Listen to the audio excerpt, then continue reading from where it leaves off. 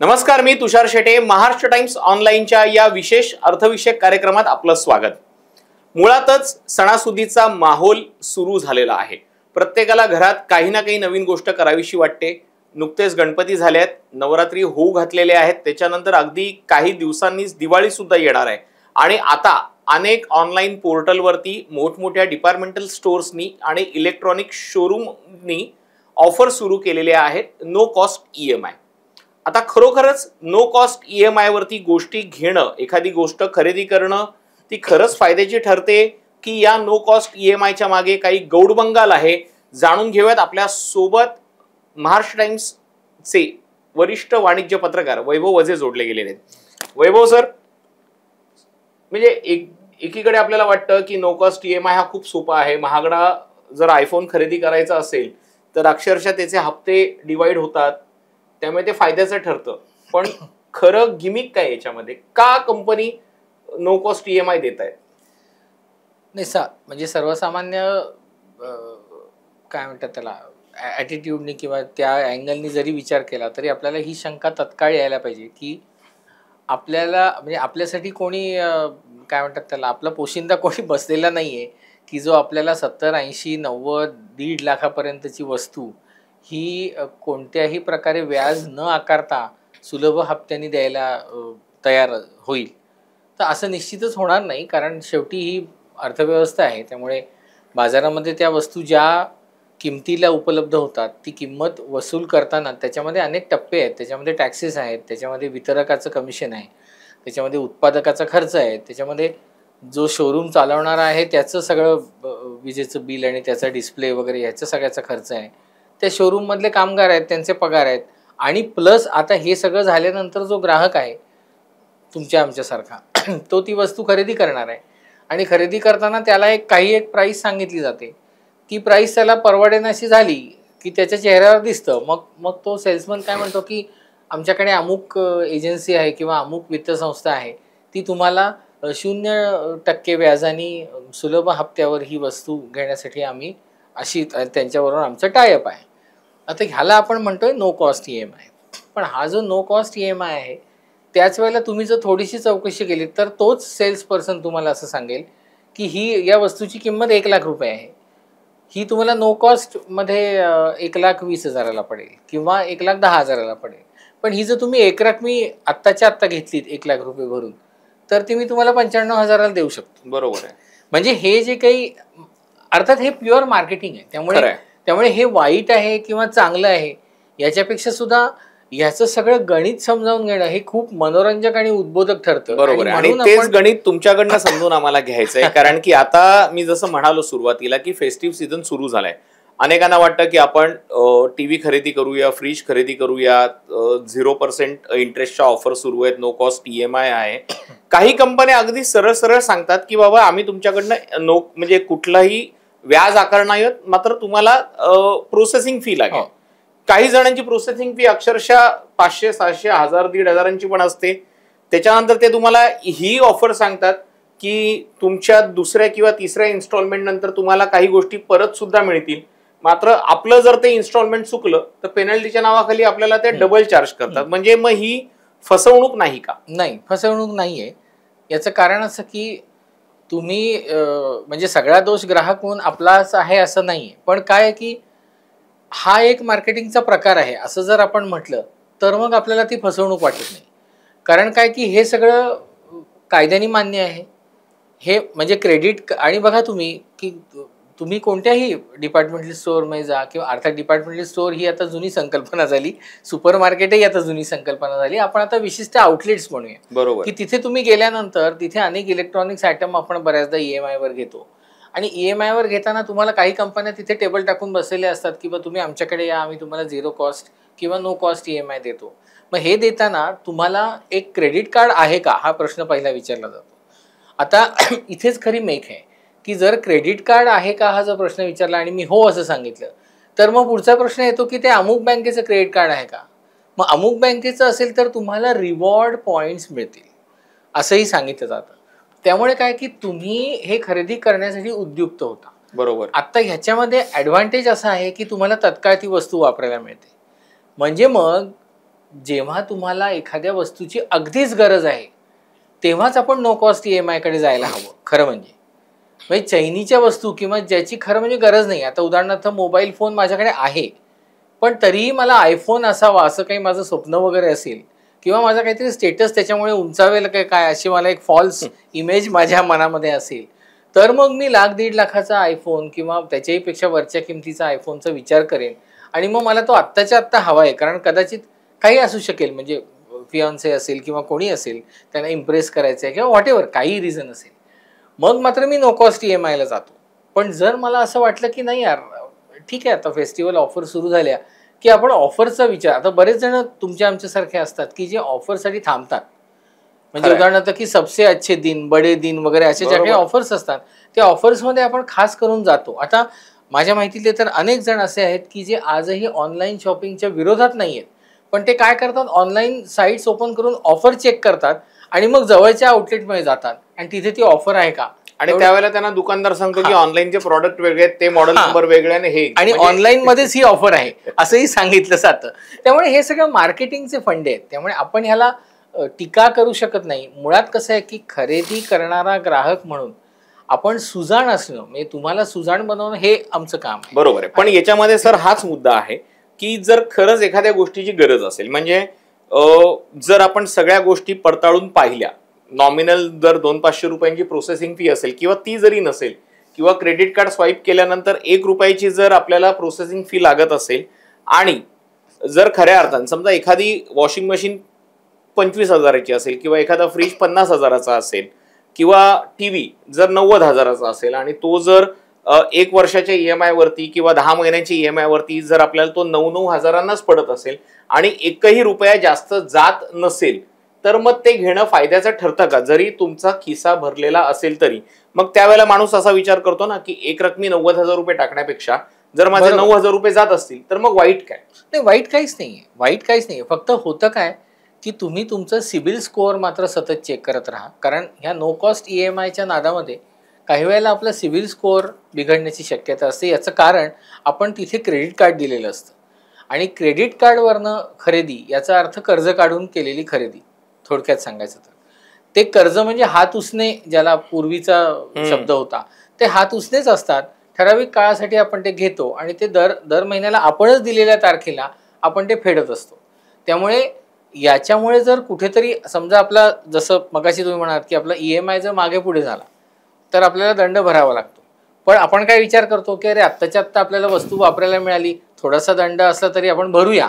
पण ह्या नादामध्ये आपला सिबिल स्कोअर जर डिस्टर्ब होणार असेल, तो खाली येणार असेल, तर मग पुढे मागे जेव्हा आपल्याला खरोखरच एखादं मोठं कर्ज लागतं त्यावेळेला हा सिबिल स्कोअर मात्र डिस्टर्ब झालेला असतो आणि मग ते कर्ज मिळायला आपल्याला थोडीशी अडचण होऊ शकते.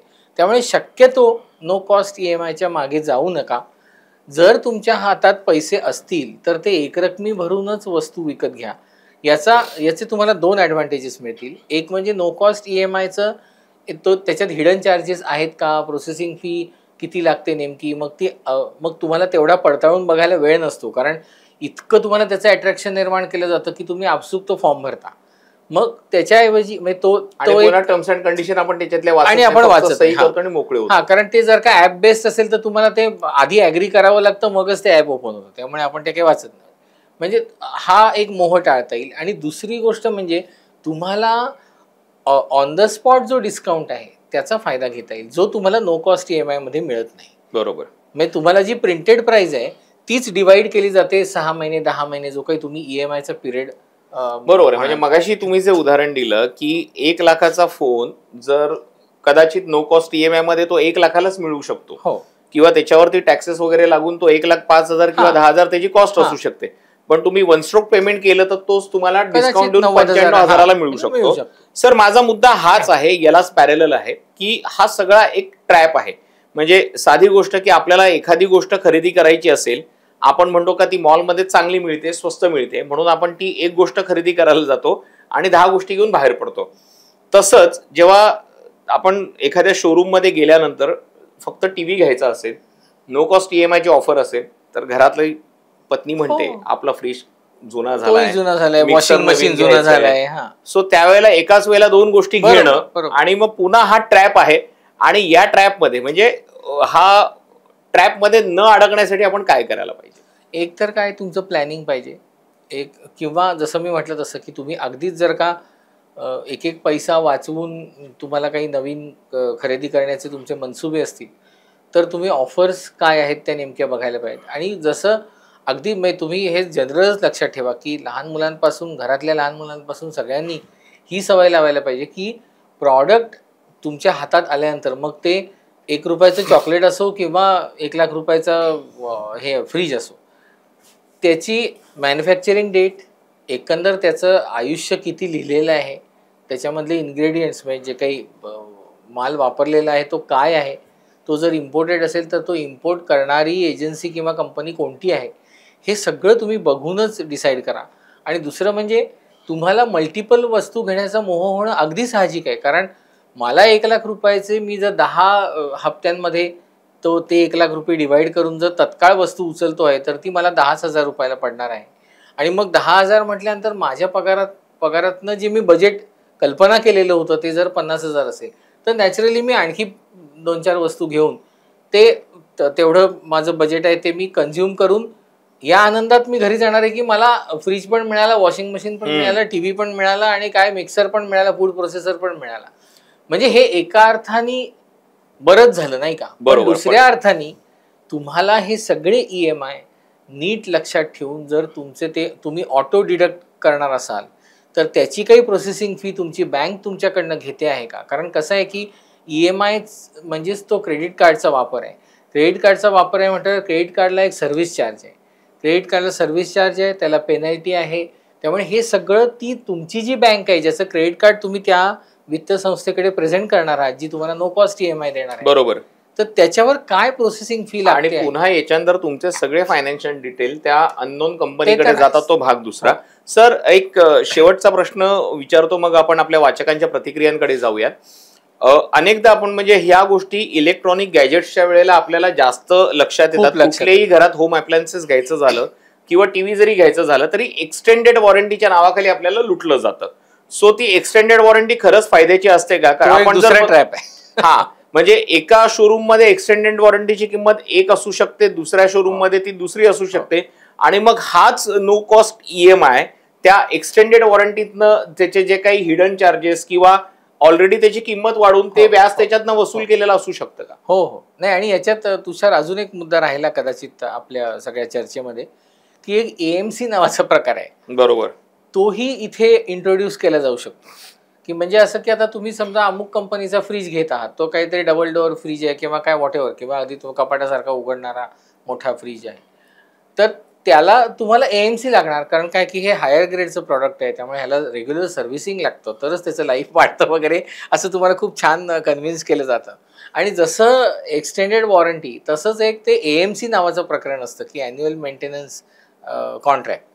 मग ह्याच्यामधनं सुद्धा काही वेळेला हा जो नो कॉस्ट EMIचा जो काही सगळा द्राविडी प्राणायाम आहे किंवा तो जो काही सगळा प्रोसेस, कारण कसं आहे, तुम्ही एक लक्षात घ्या, हे ज्याला आपण ट्राय पार्टिएट ॲग्रीमेंट म्हणतो, किंवा तीन पार्टीज त्याच्यामध्ये इन्व्हॉल्ड आहेत नो कॉस्ट EMI मध्ये. एक तर तुमची बँक, त्याच्यानंतर ती जी एजन्सी आहे जी तुम्हाला नो कॉस्ट EMI देते आहे ती, आणि ती ज्याचं प्रॉडक्ट आहे ती कंपनी, आणि अर्थातच चौथी म्हणजे तो जो डिस्प्ले करतोय किंवा जो विकतो आहे प्रॉडक्ट तो. त्यामुळे ह्या सगळ्यांना कुठेतरी सांभाळताना, म्हणजे आर्थिकदृष्ट्या सांभाळताना, हे अशी चलाखी किंवा असे तुम्हाला मोहात टाकणारे काय म्हणतात त्याला प्रपोजल्स तुमच्या समोर येणारच आहेत, की AMC करायची का, किंवा एक्सटेंडेड वॉरंटी करायची का, किंवा मग त्या एखाद्याच पार्टला एक वॉरंटी असते, मग ती करायची का. बरोबर, म्हणजे गॅरंटी आणि आता तिथेच येणार होतो की मग तुम्हाला काय होतं की बातोबातो मी तुम्हाला हे समजतच नाही की गॅरंटी म्हणजे काय आणि वॉरंटी म्हणजे एकामध्ये तुमचा पार्ट रिप्लेस करून मिळतो आणि एकामध्ये तो दुरुस्त केला जातो. तर हे तुम्हाला त्यावेळेला लक्षात येत नाही, कारण तुम्हाला प्रॉडक्ट तत्काळ मिळतं, ह्या आनंदानेच तुम्ही इतके हरखून गेलेले असता, बरोबर, की ह्या छोट्या छोट्या गोष्टी आपल्या लक्षात येत नाही. आणि म्हणूनच आता आपल्या वाचकांचे प्रश्न आले, 2 कमेंट आलेले आहेत. मिलिंद नाईक यांनी कमेंट केलेली आहे, कितीला मिळेल, म्हणजे कदाचित त्यांना प्रश्न विचारायचे की खरोखर याच्यामध्ये काय असू शकतो का. आणि सोनाली पालवे यांनी कमेंट करताना प्रश्न विचारलाय, आहे की नाही, म्हणजे खरंच नो कॉस्ट EMI हा फायद्याचा आहे की नाही? नाही, आपल्या सगळ्या चर्चेचा हेतूच तो होता की नो कॉस्ट EMI हा केव्हा फायद्याचा आहे, ज्यावेळेला तुम्हाला ती वस्तू इतकी निकडीची आहे की ती आता तत्काळ मला हवीच आहे. आता उदाहरणार्थ तुम्हाला एखादं प्रेझेंटेशन करायचं आहे आणि तुम्ही आयुष्यात पहिल्यांदाच इंटरव्ह्यूला जाणार आहात.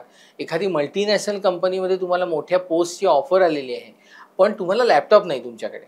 तर तुम्ही काय करणार? तुम्ही रातोरात लॅपटॉपचा खूप शोध घेतला, पण तुम्ही ज्या सॉफ्टवेअरवर प्रेझेंटेशन केलंय ते सॉफ्टवेअर पेलणारा एकही लॅपटॉप तुम्हाला मिळालेला नाहीये तुमच्या मित्रमंडळींकडे. मग तुम्ही काय करणार? मग तुम्हाला साहजिक मोह होणार आहे की मला लॅपटॉप पाहिजे. मग आत्ताच्या आत्ता पाहिजे. माझी कपॅसिटी नाहीये. मला 3-4 हजार महिना देणं शक्य आहे, पण मला लॅपटॉप हवा आहे. मग तुम्ही काय कराल? तुम्ही नो कॉस्ट EMI कडे. म्हणजे याचा अर्थ नो कॉस्ट EMI ही पद्धत चांगली केव्हा आहे? ज्यावेळेला अत्यंत निकड आहे वस्तूची आणि ती आत्ताच्या आत्ता हवी आहे, नाही तर त्याच्याशिवाय आपलं चालणारच नाहीये. असं असेल तेव्हा तुम्ही नाईलाज म्हणून हे ऑप्शन बरोबर डोक्यात ठेवू शकता. म्हणजे जर आपण बघितलं तर नो कॉस्ट EMI आपण असं म्हणू शकतो की तुमच्या गरजेच्या वेळेला उपयोगी पडणारा मित्र ठरू शकतो. त्यामुळे तुम्हाला जर खरंच गरज असेल आणि घ्यायची गोष्ट म्हणजे ती गोष्ट घ्यायची आहे, पैसे जवळ ठेवायचे आहेत, पैसे वाचवायचे आहेत आणि खऱ्या अर्थानं जर त्याच्यावरती कोणतंच टॅक्स लागणार नसेल तर नो कॉस्ट EMI फायद्याचा ठरू शकतो. मात्र अति तिथे माती या म्हणीप्रमाणे तुम्ही जर तुमच्या खिशाचा अंदाज न घेता शॉपिंग करत गेलात तर नो कॉस्ट EMI हा तुमच्यासाठी ट्रॅप ठरू शकतो. हा एपिसोड तुम्हाला कसा वाटला आम्हाला कमेंट करून नक्की सांगा. निवडक कमेंट्सना आम्ही पुढच्या भागामध्ये प्रसिद्धी देऊ. धन्यवाद.